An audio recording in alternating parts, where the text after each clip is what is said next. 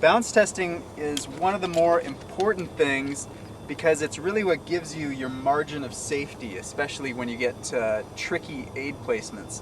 If you thoroughly bounce test a placement before standing on it, then you're not only going to be more safe because you're going to know that it's a good piece, you're also mentally going to be a lot more at ease and be able to move quicker, more efficiently, and be more confident to stand higher, to reach higher for the next placement. And of course, reaching high is kind of the name of the game in aid climbing because it's what lets you move more efficiently.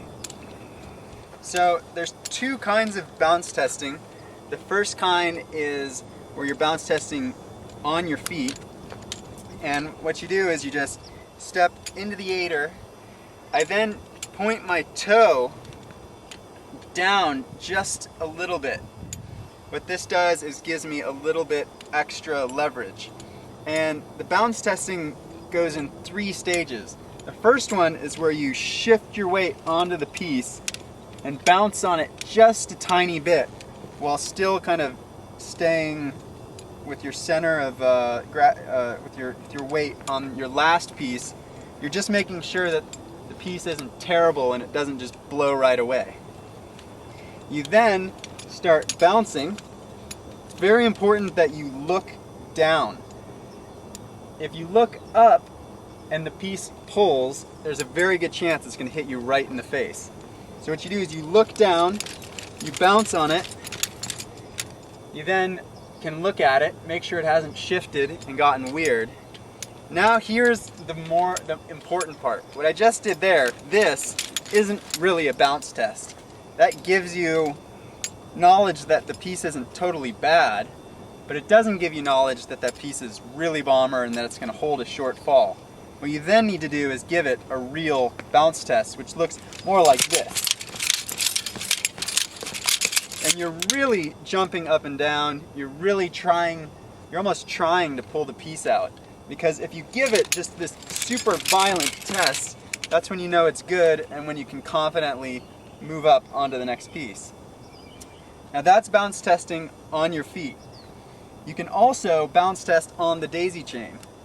And here what you do is you take your Fifi or your Beaner and you clip in, and then you just, with your foot out of the aider, you can then sit on the daisy chain and bounce like this.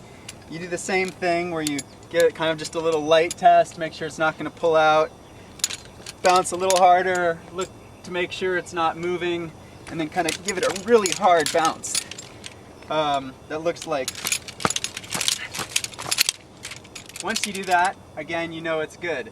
Now, the downside to doing the daisy bounce test is it's going to put a lot more wear both on your daisy chain here and, more importantly, up here at the clip-in point. So in general, I think you want to try to bounce test on your feet in the aiders. Another benefit to bounce testing on the daisy chain is that it allows you to keep your center of gravity and your weight right over the last piece. So especially when it gets to like hard aid, or you really think that the piece might pull, when you're like this and the piece blows, you're like ready instantly to fall back on your last piece.